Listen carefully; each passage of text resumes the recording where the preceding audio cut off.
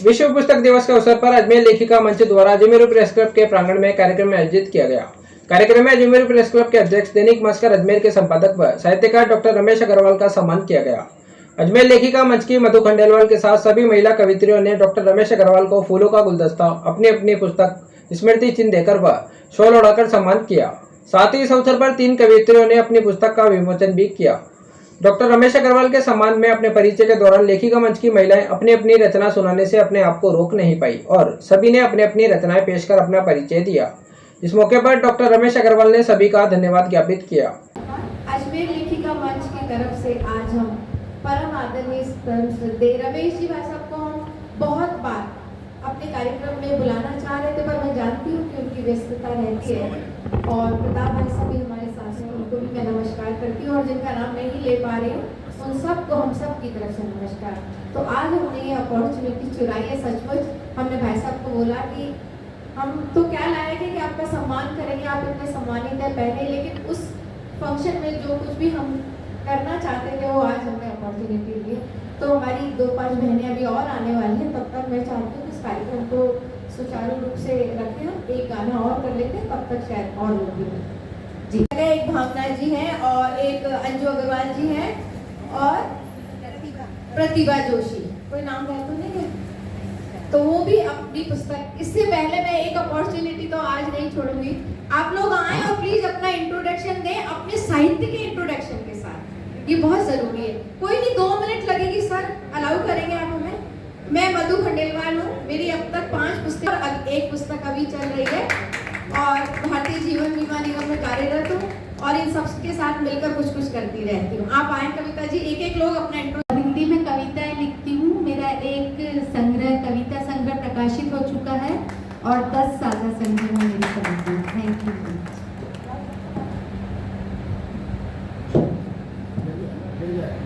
SPC government college में zoology की associate professor हूँ। आलेख काफ़ी लिखती रहती हूँ और दैनिक भास्कर में भी मेरे काफ़ी प्रकाशित होते रहते हैं। बाकी कविता भी मैं थोड़ी बहुत लिख लेती हूँ और एक कविता मेरी golden book of world records में अर्जुन अवॉर्डीज पर जो लिखी गई थी वो एक प्रकाशित हुई थी, वो मेरे लिए बहुत बड़ा अचीवमेंट रहा है। और अभी भी दिल्ली से प्रकाशित होने वाली लोकसभा के थ्रू जो 2 बुक्स हैं, प्रथमा जिसमें मायावती पर मैंने आर्टिकल लिखा है और दूसरा अभी एक और बुक छपी है वहाँ से, जिसमें कोरोना के टाइम पर जो भी मैनेजरियल स्किल्स के through different companies, different industrial groups ने जो काम कर रहे हैं उस पर आदित्य बिरला पर मैंने एक आर्टिकल लिखा है। और साथ ही अभी एक और साझा संग्रह आ रहा है जिसमें मैंने एक लघु कथा जो है वो उसमें लिखी है। ज़्यादा नहीं लिखती हूँ, बस थोड़ा बहुत ही कर पाती हूँ। Thank you. मैं पुष्पा क्षेत्रपाल गवर्नमेंट जॉब से रिटायर्ड हूँ और सोशल सर्विस में जीवन बिता रही हूँ। और क्योंकि मुझे साहित्य धारा और लेखिका मंच से जुड़ने की इच्छा हुई तो पहली कविता मैंने साहित्य धारा के लिए लिखी थी माँ की, और उसके बाद हर महीने जो भी टॉपिक देते हैं मैं इसकी तो कोशिश करती हूँ लिखती हूँ।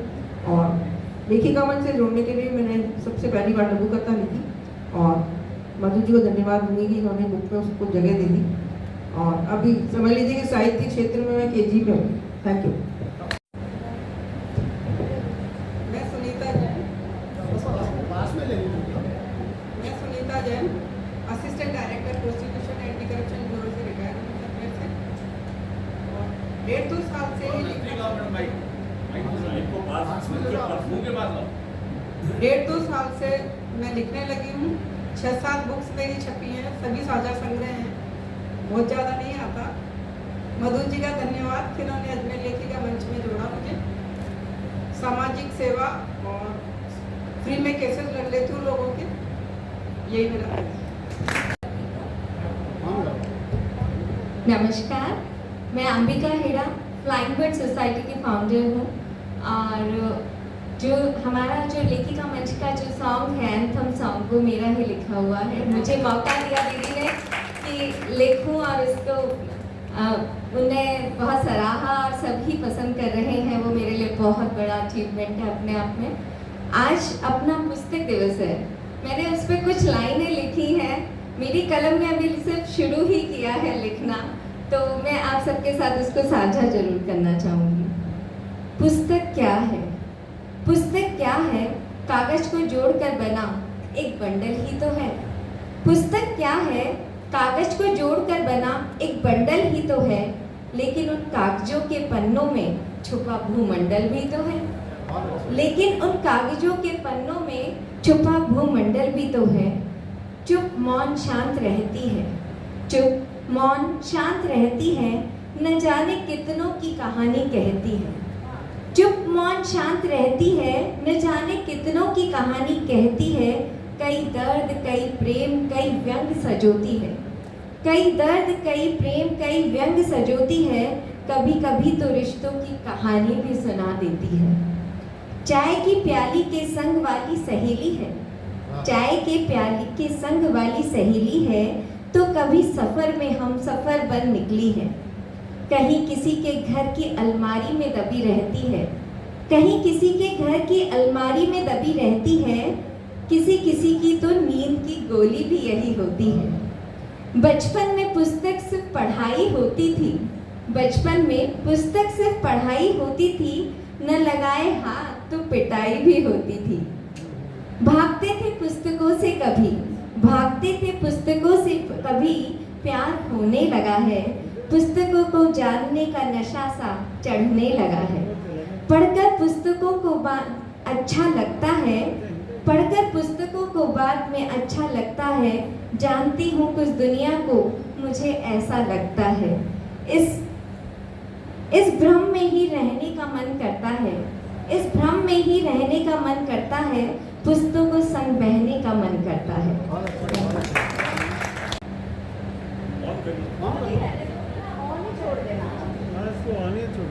नमस्कार, विश्व पुस्तक दिवस की सभी को हार्दिक शुभकामनाएं। मैं सोनू सिंगल गृहिणी हूँ और कविताएं और हाइकू लिखती हूँ। कई साझा संग्रह में मेरी कविताएं हैं। मैं सुश्री लता शर्मा कला और साहित्य की साधक हूँ। एक लघु कथा और मेरी कविताएं साझा संग्रह में सम्मिलित हो चुकी हैं। धन्यवाद। मैं भावना शर्मा, मेरा एक काव्य संग्रह प्रकाशित हुआ है अभी साहित्य अकादमी के सहयोग से। मैंने कविता लिखी है विश्व पुस्तक दिवस पे, वो जरूर साझा करना चाहूँगी कि अंधियारे को मिटाता आफताब हूँ मैं, अंधियारे को मिटाता आफताब हूँ मैं, चांदनी रात में रोशन महताब हूँ मैं। आँखों से होकर दिल में उतरती, ज्ञान से तपतपाती रोशन किताब हूँ मैं। मेरा होना रवानियत है, मेरा होना रूहानियत है। जज्बा और जज्बात का खजाना समेटे हर पन्ने हर वाक्य से शब्द दर शब्द आज़ादी के लिए मचलता एक इंकलाब हूँ मैं। ज्ञान से तपतपाती रोशन किताब हूँ मैं। थाम लो मुझे अपने कल के लिए, थाम लो मुझे अपने कल के लिए, सहेजो मुझे सुनहरे तल के लिए।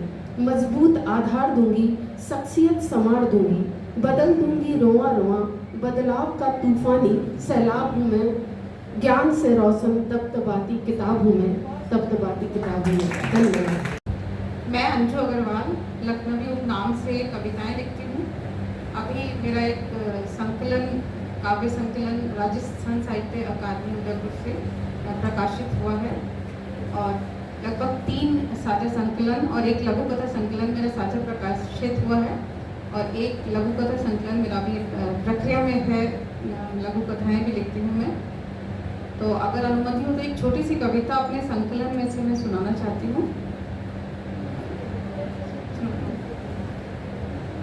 ये किस समाज में रह रहे हैं हम, ये किस समाज में रह रहे हैं हम, जहाँ मजदूर मजबूर है और शासक मगरूर। ये किस समाज में रह रहे हैं हम, जहाँ मजदूर मजबूर है और शासक मगरूर। छत विहीन मकान में रहने वाला बनाता है रोज नई इमारतें और पिज्जा डिलीवरी करने वाला धोखा ही होता है अक्सर घर जाते जाते। ये किस समाज में रह रहे हैं हम। स्वच्छता प्रशंसनीय है यहाँ और स्वच्छ करने वाला निंदनीय। स्वच्छता प्रशंसनीय है यहाँ और स्वच्छ करने वाला निंदनीय। राधा और कृष्ण का प्रेम पूजनीय है यहाँ, और कमला और सूरज का प्रेम अशोभनीय। बोतल में भरने के बाद गंगा जल उसी में कर देते हैं अवशिष्ट तर्पण। बोतल में भरने के बाद गंगा जल उसी में कर देते हैं अवशिष्ट तर्पण। हमारा वाला गंगा जल तो शुद्ध है ना, हमारा वाला गंगा जल तो शुद्ध है ना। और यकीन मानिए हर कोई ऐसा ही सोच और कर रहा है। ये किस समाज में रह रहे हैं हम। हर चेहरे के पीछे छुपा है एक और चेहरा। बजरंग बली को पूजने वाला हर रात ढूंढता है कोई नया मोहरा। ये किस समाज में रह रहे हैं हम, ये किस समाज में रह रहे हैं। कविताएं सच में किसी दिन मैं वादा करती हूँ कि हम यही इसी प्लेटफॉर्म पे एक कवि सम्मेलन करने जा रहे हैं बहुत जल्दी। सर इतनी अच्छा ये सब लिखती हैं, मैं बताती हूँ आपको। और ये कहेंगी ऐसा, मैं बस अभी शुरू किया है मैंने लिखना, तो ये एक आपके सामने एग्जाम्पल रहे। और मेरा आप सबसे निवेदन है, प्लीज सिर्फ इंट्रोडक्शन के साथ आज खत्म करते हैं, जल्दी एक कार्यक्रम रखेंगे, है ना। तो मैं लेखिका मंच को प्रणाम करती हूँ जिन्होंने मुझे आज इतना अच्छा मौका दिया कि मैं स्टेज पे खड़ी हूँ, सामने खड़े होकर अपनी एक्सप्रेशन दे रही हूँ, बता रही हूँ मैंने क्या लिखा। मेरे 2 कहानी संग्रह प्रकाशित हो चुके हैं मन की, जिसमें मैंने अपनी मन की भावनाएं दी हैं, मन के झरोके, जिसमें मैंने अपनी नज़रों से दुनिया देखी और उसको झरोके में परेशान। आप पढ़िए, आपको बड़ा अच्छा लगेगा। मेरी और कहानी लोगों को पता है, लिखना मेरा शौक है, कविता है मेरे साझा संग्राम में प्रकाशित होती रहती है। धन्यवाद। मेरा नाम प्रतिभा जोशी है। प्रतिभा हूँ मैं। आदरणीय रेस्पेक्टेड सर और मैम को मेरा प्रणाम, और मधु दीदी को धन्यवाद देना चाहती हूँ जिन्होंने आज हमको इस सभागार में उपस्थित किया है। न कहने की अदा है न सुनने की अदा है, आज हम सब यहाँ पर उपस्थित हुए हैं, उसके लिए मैं मधु दीदी का धन्यवाद करना चाहती हूँ। मेरा नाम है पुष्पा शर्मा और अभी कुछ ही समय से मैंने लिखना शुरू करा है और दीदी ने मेरे को बहुत मोटिवेट किया है। धन्यवाद। नमस्कार, मैं कविता जोशी और मित्तल कॉलेज के अंदर पुस्तकालय अध्यक्ष हूँ, और पुस्तकालय अध्यक्ष होने के नाते एक पुस्तक पे कविता बनती है। सॉरी मधु दीदी। ये जो मैं कविता बोलने जा रही हूँ, ये कविता पिछले साल माई एफएम पर बोली गई थी, रिकॉर्ड होके फिर गई थी। तो क्योंकि मैं पुस्तकों के बीच रहती हूँ तो कुछ बैठे बैठे विचार आ गया। बैठी थी एक दिन पुस्तकों के बीच में, बैठी थी एक दिन पुस्तकों के बीच में, और एक पुस्तक रूबरू होकर बोली मुझसे, और एक पुस्तक रूबरू होकर बोली मुझसे, क्या तुम हमसे प्रेम करती हो? क्या तुम हमसे प्रेम करती हो या फिर मजबूरी में हमारे साथ रहती हो? क्या तुम मुझसे प्रेम करती हो या मजबूरी में हमारे साथ रहती हो? मैं थोड़े पल के लिए चुप हो गई, मैं थोड़े पल के लिए सोचने लगी और फिर मुस्कुराकर बोली, नहीं नहीं, पहले थी मैं मजबूर, पर अब बैठने लगी हूँ तुम्हारे साथ। पर अब जब बैठने लगी हूँ तुम्हारे साथ, तो अब वक्त के साथ हो गया है मुझे तुमसे प्यार। वक्त के साथ हो गया है मुझे तुमसे प्यार। अब ना देखूँ तुम्हें तो हो जाती हूँ मैं बेचैन। अब न देखूँ तुम्हें तो हो जाती हूँ मैं बेचैन। तुम तो माँ सरस्वती का वरदान हो, अनजान थी मैं, नादान थी मैं, पर जैसे ही हुआ प्यार तुमसे, बदल गई मेरी जिंदगी। नृत्यांगना थी मैं और आज मैं कवयित्री बन गई, ये तुम्हारा ही संगत का असर है, ये तुम्हारी ही संगत का असर है। और अब मैं ये कहना चाहूँगी मधु दीदी, आपसे बहुत बहुत सॉरी, थैंक यू। मैं Kajal Khatri, senior girls school Christian में हिंदी पढ़ाती हूँ, और कविता मेरी बहुत अच्छी फ्रेंड है, तो अब इसने बोली है तो मुझे भी बोलना पड़ेगा। मधु दीदी बिल्कुल कॉल आई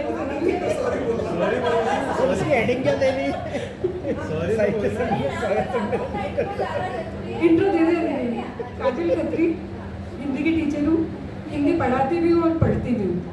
और एक छोटी सी कविता क्या है, मेरी गुजारिश है आप सबसे, एक कि हम लोग काफ़ी बातें करते हैं आदर्शों की, और तो हम उसको अगर क्रियान्वित करें तो वो ज़्यादा बेटर होगा। 4 लाइन से दीदी माफ़ी चाहूँगी। अगर कर सको तो थमा देना नन्हे नन्हे हाथों में किताब कॉपी वाला बस्ता।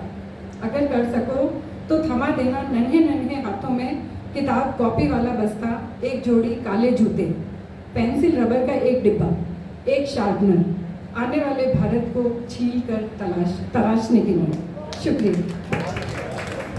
मैं पायल गुप्ता, और पहल नाम से मैंने कुछ महीनों पहले ही अपने लेखन की शुरुआत या अंकुरित रूप में अभी हूँ मैं, और काफ़ी कुछ श्रेय या अधिकतम श्रेय मैम को जाता है। तो मैम ने मुझे प्रोत्साहन दिया और बहुत कुछ लिखने के लिए प्रेरित किया, और आगे मैं लिखती रहूँगी, कोशिश करूँगी। तो इसी क्रम में मैं अपनी 2 पंक्तियाँ सुनाना चाहूँगी मैम।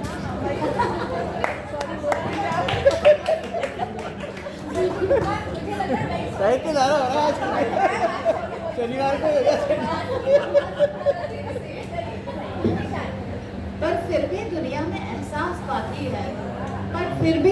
एहसास बाकी है, लेकिन आज भी यहाँ सुकून की एक सांस बाकी है। हेलो, नमस्कार। मेरा नाम डॉक्टर अनीता सकलेचा है। मैं हिंदी व्याख्याता हूँ सोफिया कॉलेज अजमेर में। मुझे कविता और लघु कथाएं लिखने का शौक है, और साझा संग्रह में मेरी कविताएं और लघु कथाएं प्रकाशित हुई है। धन्यवाद। मेरा नाम ध्वनि मिश्रा, आर्यभट्ट इंजीनियरिंग कॉलेज में मैनेजमेंट की लेक्चरर हूँ और एक सॉफ्ट स्किल ट्रेनर हूँ। और आपसे एक गुजारिश है सर, इतने लोग यहाँ लिख रहे हैं, पर एक शिकायत मुझे है, मैं बहुत बार अपनी कविताएं भेज चुकी, प्रकाशित नहीं हुई है दैनिक भास्कर में।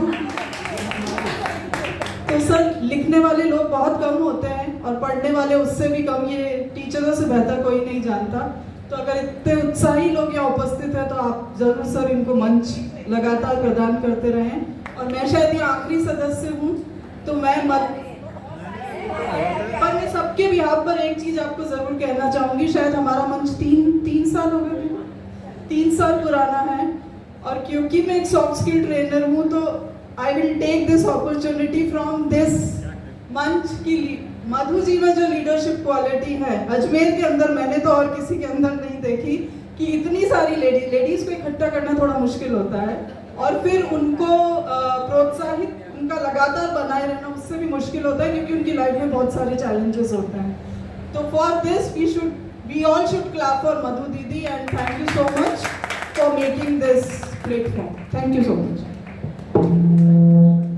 मेरा नाम सीमा शर्मा है और शिक्षा और समाज के क्षेत्र से जुड़ी हुई हूँ। एज ए लाइन मेंबर समाज में हम समय समय पर एक्टिविटीज़ करते रहते हैं। तो मीडिया में बैठी हूँ तो मैं आप लोगों को स्पेशली थैंक्स देना चाहूँगी कि हमारे काम को लोगों तक आपने पहुँचाया है। और कई काव्य संग्रह हैं जिनमें मैंने अपनी कविताएं लिखी है, पर बतौर उसमें मुझे जो पहचान मिली है वो अर्जुन अवार्डीज 133 अर्जुन अवार्डीज में मैंने लिखा था। पर वहाँ तक की जो सीढ़ी है वो मेरी मेंटर भारती प्रकाश मैम को श्रेय जाता है। उन्होंने मुझे राह दिखाई और मार्गदर्शन दिया, तो प्लीज तालियां बनती है। इस मंच तक आने का श्रेय भी उन्हीं का है। वो मेरे लिए गुड लक है कि वो मुझे लाई और मेरी बंद डायरी में लिखी हुई कविताएं लोगों तक पहुंची, और फिर से मेरी कलम को एक धार मिली, तेज मिली, रफ्तार मिली, जो लगातार मिलेगी। और मैं वादा करती हूँ बहुत जल्द मैं एक बहुत अच्छी कहानी आप सभी के साथ साझा करूँगी। धन्यवाद। मैं शशिकांत शर्मा,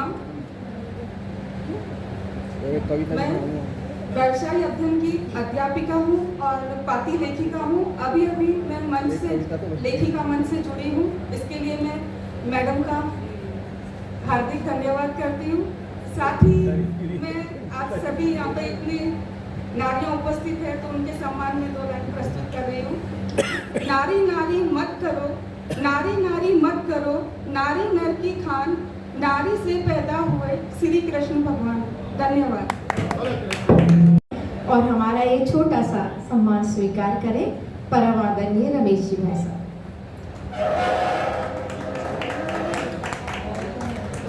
सर उधर आए जी।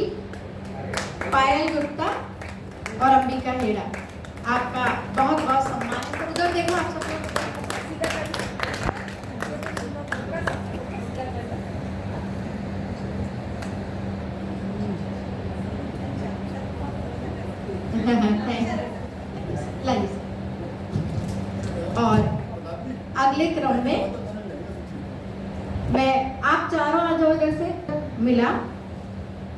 हमने इंतजार बहुत किया था उस कार्यक्रम में जी।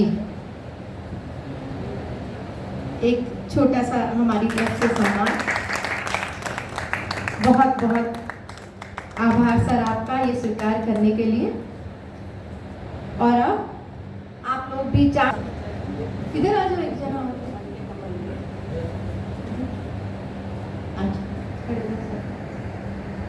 सर। ये साझा संग्रह है जिसमें अजमेर से 76 लोगों ने पार्टिसिपेट किया था और इसमें लघु कथाएं लिखी थी और उसी का विमोचन था और उसी कार्यक्रम के लिए हमने इतना बड़ा कार्यक्रम रखा था।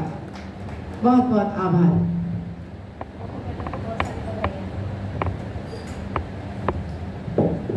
और अब आप लोग आओ, 2 जने इधर आ जाओ। धनी इधर आ जाओ बेटा, तो इधर आ जाओ।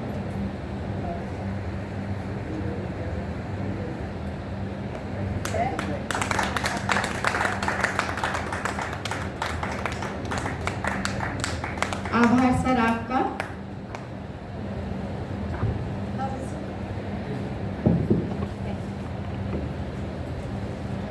बांधना उन्होंने अपने हाथ से बनाया है, तो आए आप। और सर ये लघु कथा की एक पुस्तक है जो हमारे वहाँ से अजमेर दिल्ली से जो गेस्ट आए थे वो देकर गए आप लोगों के लिए। इसमें लघु कथा के लिए कुछ है। धन्यवाद। उन तीनों दोस्तों को, उन तीनों रचनाकारों को जिनकी पुस्तक साहित्य अकादमी के आर्थिक सहयोग से प्रकाशित है।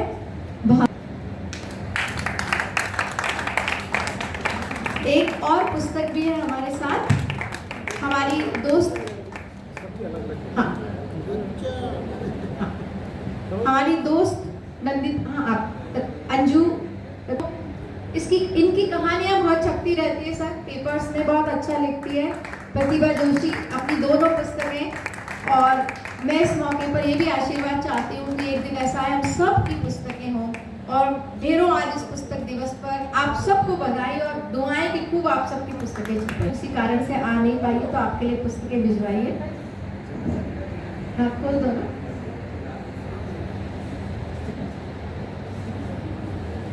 और कोई पुस्तक रह गई तो नंदिता रवि चौहान की पुस्तक।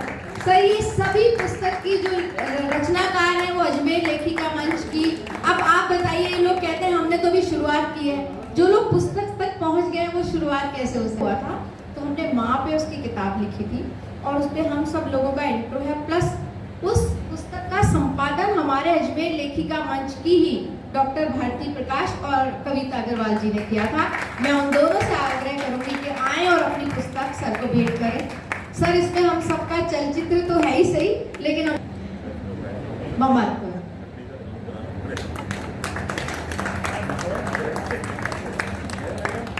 और अब आप सब लोग आ सकते हैं एक ग्रुप फोटो के लिए भाई साहब के साथ। और आप सब भी आए और इस एक ग्रुप फोटो के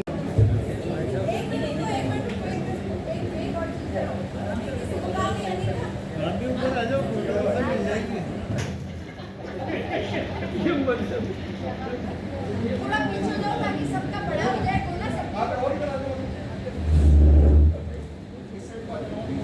थोड़ा सा आप उधर हो जाओ, हाथ हटा लो। आप चले जाओ उधर, मैं दे दूंगा आपको चाहिए तो।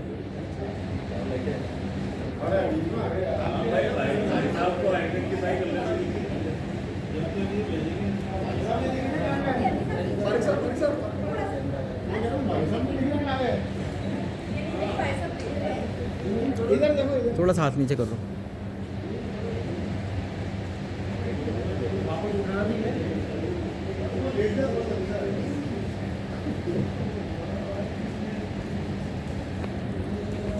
छोटा पड़ गया यार। अरे सर अभी आप ये कह रहे हैं कि जब सब होंगे तब क्या करेंगे? अभी तो आधे सर, हमको आधे भी नहीं अभी हम भी पूरे नहीं। हाँ सर ये तो सैंपल है। तो फोटोग्राफी के लिए पटेल मैदान में चलेंगे। सर हमको आपके अखबार में स्थान चाहते हैं, अच्छे से आप जाएगा कार्यक्रम।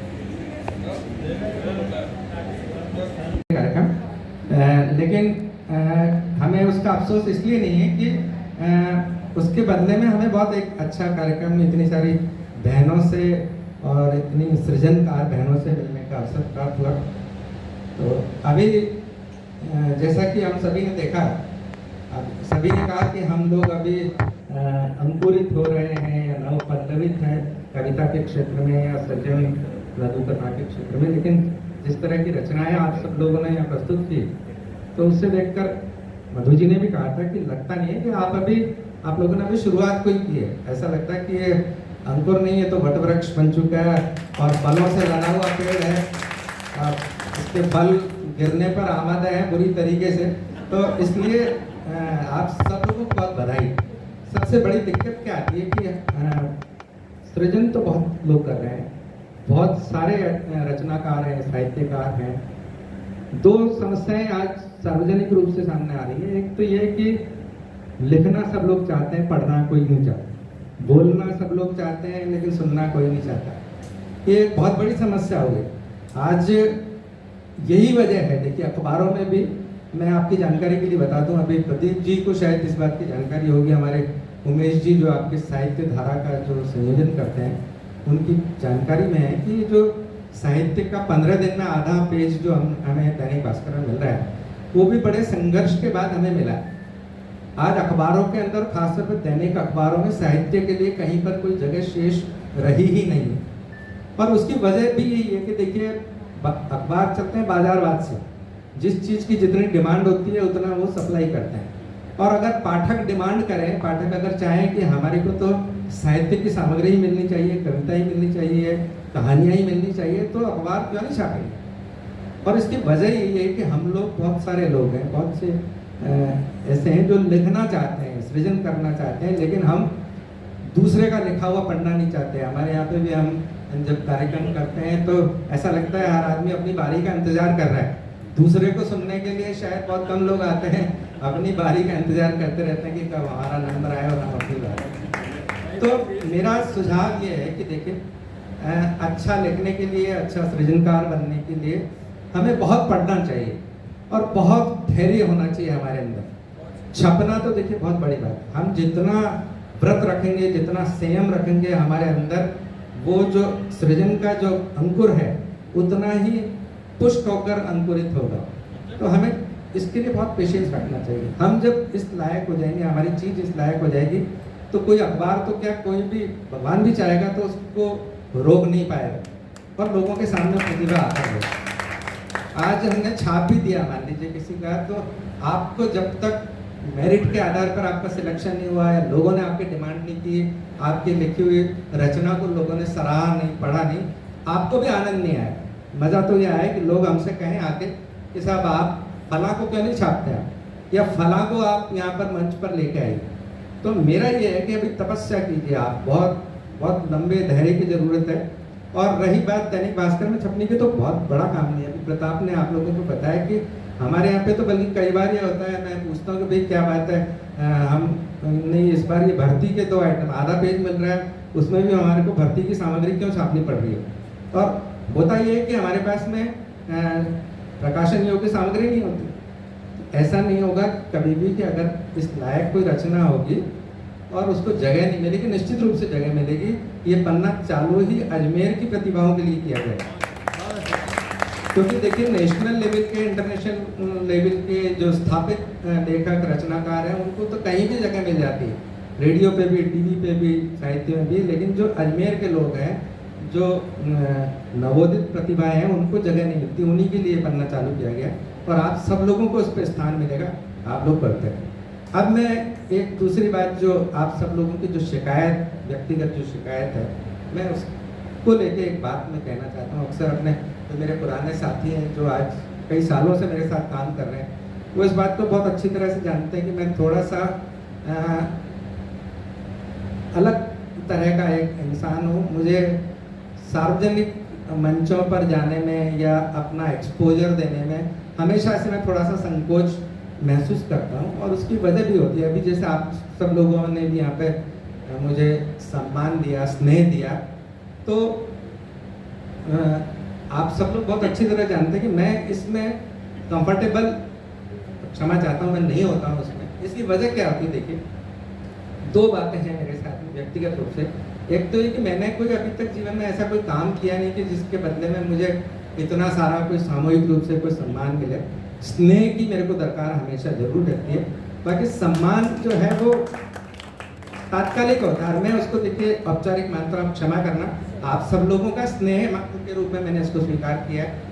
जो सम्मान जिसको हम कहते हैं या जिनको हम पुरस्कार कहते हैं या मंचों पर जिस तरीके से लोगों को चढ़ाया जाता है वो तात्कालिक होता है और उसके कई अर्थ होते हैं और उसके तरीके इतने अलग अलग हो गए हैं कि अब वो सम्मान रहे नहीं है।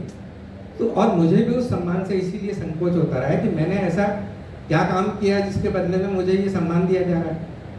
और रही बात देखिए स्नेह की, तो स्नेह के बारे में मेरा एक चीज़ मानना होता है कि मैं ये चाहता हूँ कि स्नेह वो होता है जो मन में रहे और चिरकाल तक रहे।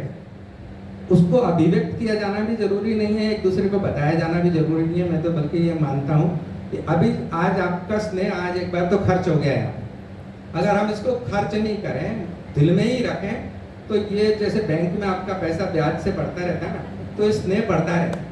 हम जितने लंबे समय तक इसको हृदय में रखें तो उतना बढ़ेगा और इतना बड़ा अमाउंट हो जाए कि इसकी एफडी करते हैं तो मेरे मरने के बाद भी वो स्नेह जो है वो मुझे मिलता रहे। वो स्नेह, अभी जो स्नेह खर्च कर दिया जाता है ना वो खत्म हो जाता है। तो मैं इसलिए औपचारिकताओं में, अभिव्यक्ति में, इन सारी चीज़ों में थोड़ा सा मुझे संकोच होता है। मुझे आपकी भावनाओं पर कोई संदेह नहीं, मुझे पता है कि आप लोग ईमानदारी से अपनी जो भी आपकी बात है आप अभिव्यक्त करना है और कोई भी मेरे को, अच्छा आप भी समझते हैं, मैं भी समझता हूँ कि मुझे प्रसन्न करके मिल क्या जाएगा, लेकिन फिर भी क्या है कि मैं थोड़ा सा इसमें संकोच करता हूँ। और कार्यक्रमों में आने का जहाँ तक सवाल है, वहाँ पर व्यस्तता इतनी रहती है कि मेरे पास में ऑफिस की लेट नाइट ड्यूटीज़ रहती है, 2 बजे तक हम वहाँ पर ऑफिस में रहते हैं, सुबह देर से सो के उठते हैं, बड़ा अजीब सा हमारा टाइम टेबल होता है। हम आपसे कई बार वादा भी कर देते हैं कि आएंगे। अभी मुझे अच्छी तरह से याद है, मधु बहन ने पहले 26 तारीख को शायद आपने कार्यक्रम तय किया था, मैंने बताया मैं जयपुर हूँ, फिर आपने शायद इसको 2 या आपने चेंज करके 2, उस दिन भी मैं कहीं बाहर था और पहुँच नहीं पाया। तो हमारा रूटीन इतना अजीबोगरीब है कि हम इसीलिए किसी से प्रॉमिस भी नहीं करते हैं, हम स्पष्ट मना ही कर देते हैं कि हम पहुंच नहीं पाएंगे और आपका कार्यक्रम प्रभावित होगा। तो ये वजह रहती है, बाकी और ऐसा कुछ भी नहीं है। कई बार ऐसा भी होता है कि हम लोगों को कई बार अहंकारी समझ लिया जाता है कि बड़ा इनका मिजाज है, इतनी बार बुलाने के बाद भी नहीं आ रहे। लेकिन मैं समझता हूँ कि आज मैंने आप सब लोगों को मजबूरियाँ बता दी है, आप क्षमा करेंगे और जो स्नेह आप लोगों का है उसको बनाए रखिए, ये हमेशा कायम रहे और प्रेरणा देता रहे हमारे को कि हम भी समाज के कुछ काम आ सके, आप लोगों के कुछ काम आ सके। और इसमें कोई भी ऐसा मामला नहीं, आप संकोच न करें। आपके लिए दैनिक भास्कर में जब तक मैं हूँ, हमारे साथी हैं, तब तक आपके लिए दरवाजे खुले हुए हैं, आप लिखिए।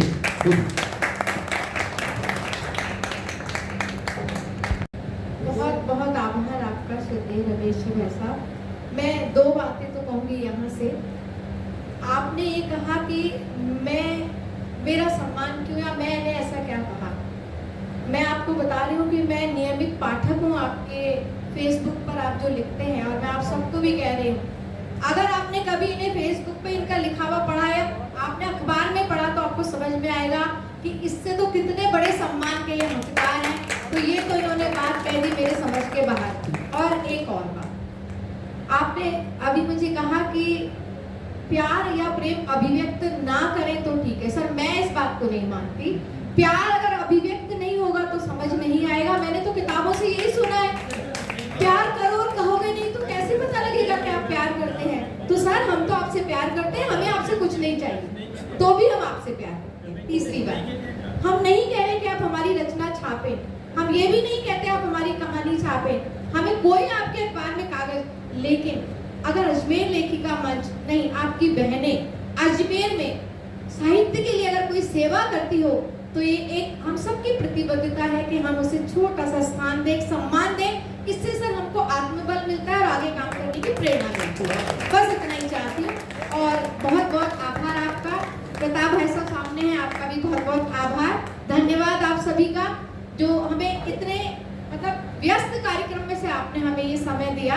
हम आपके आभारी रहेंगे, आपसे मिलते रहेंगे। और एक बात और, हम कभी नहीं मिले थे रमेश जी अग्रवाल भाई साहब से, मैं जानती थी उनकी पर्सनैलिटी, एक मन था उनसे मुलाकात का।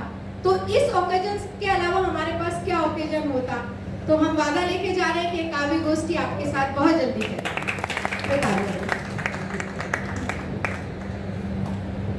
आप सभी लेखिकाओं से एक निवेदन है कि ऐसा ने बताया ना, सृजन भास्कर हम लोगों ने जो शुरू किया, बहुत लड़ाई झगड़े बड़े जंग के बाद वो आधा पेज हमें मिल पाया। और भाई साहब तो चैम्बर में सारी चीज़ें देखते रहते हैं, पीछे पथराव जो भी आता है उसको सहने के लिए मैं और हमारे जो ऑपरेटर्स हैं वो लगे रहते हैं। वो आधा पेज लेने के लिए हमें कितनी मशक्क़त करनी पड़ती है ये हमारा दिल जानता है। जब हम अपने स्तर पे विफल हो जाते हैं फिर भाई साहब के पास जाते हैं कि ये संकट है, फिर ये अपने अधिकारों का इस्तेमाल करके उस चीज़ को हमें दिलाते हैं। तो दो चीज़ें मैं आप लोगों को बता देना चाहता हूँ। एक तो कुछ कहानियाँ आई हमारे पास मेल पर। अब पूरा जो आधा पेज है मधु जी, वो लगभग फोटो वगैरह सब मिलाने के बाद मुश्किल से 1500 शब्द उसमें आ सकते हैं। अगर फोटो वोटो सब हम मिला के रखें 1500 शब्द। तो 2 कहानियाँ हमारे पास आई। एक कहानी में 12,000 शब्द थे और दूसरी उसमें ऊपर हेडिंग था लघु कथा। और दूसरी जो कहानी आई वो 5,500 शब्दों की आई। हमारे पास जो कंप्यूटर पे उस पर सब एक एक शब्द स्पेस होता है, उसका भी काउंट करके बताता है। अब उसको वैसा कितनी किस्तों में छापे एक, और हो सकता है आप में से किसी ने भेजी हो एक पूरा बंच, पूरी किताबों का पूरा बंच, कहानियाँ और कविताएं सब मिला करके 35-36 कविताएं चेप। अब उसमें अगर हमने एक लिख दी तो उसका बाकी का 34 का हिसाब मैं क्या रखूँ, संभव ही नहीं है। और हमने 2 या 3 बार उसको भाई साहब से दिखा करके ये नोटिफिकेशन भी हमने किया कि भाई कहानी जो है 350 से 400 शब्द के बीच में अच्छी सी कहानी आ सकती है। और कविताएं जो है कम से कम 5 या 6 वहाँ तक ठीक है। एक कविता आई वैसा वो मैंने आपको दिखाई भी थी, सिंगल कॉलम में ऊपर से शुरू हुई, नीचे जो आधा पेज है ना वो भी छोटा पड़ गया। उसको मैंने कहा क्या करूँ, विज्ञापन को काट के नीचे ले जाऊँ, क्या करूँ। फिर हमने उसको बढ़ा के देखा तो उतना पूरा दरख्त जो पूरा पिंड खजूर की तरह जो कविता है वो तो संभव नहीं है कि उसको लगा। तो आप लोगों से निवेदन है, गजलें भेजिए, कविताएं भेजिए, कहानियां भेजिए, लघु कथा भेजिए, हास्य व्यंग्य जो भी आप भेजिए लगाएंगे। 350 से 400-500 शब्द तक खींच लीजिए। आपका फोटो भेजिए, लेकिन एक टाइम में एक बार।